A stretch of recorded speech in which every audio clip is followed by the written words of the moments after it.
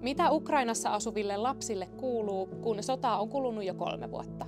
То я коли залишаюсь одна і чую тривогу, то мені страшно і не по собі. Тому у більшості я закриваю двері в кімнаті і просто лежу на кроваті зі своїми іграшками. Meni якось так, не дуже страшно. Ukrainassa sota on kestänyt jo 3 vuotta ja tämä vaikuttaa lasten mielenterveyteen. Sodan alussa ilmahyökkäyssireenin soidessa lapset laskeutu alakoulunsa kellariin itkien pelosta. Nyt lapset on jo niin tottuneet tähän, että he jatkaa suojassa oppituntia.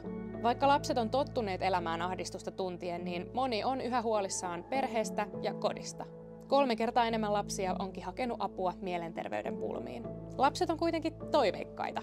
Sen sijaan, että he piirtäisivät kuvia pelkästä sodasta, niin niihin piirustuksiin on tullut myös iloisia asioita, kuten esimerkiksi aurinko ja kukkia. Ми проснемося, будемо дуже раді і прийдемо, напевно, на якусь вечірку українську, там, де всі будуть радіти, що війна закінчилась. Piirtäminen ja tunteista puhuminen auttaa siis lapsia käsittelemään pelottavia ajatuksia yhdessä.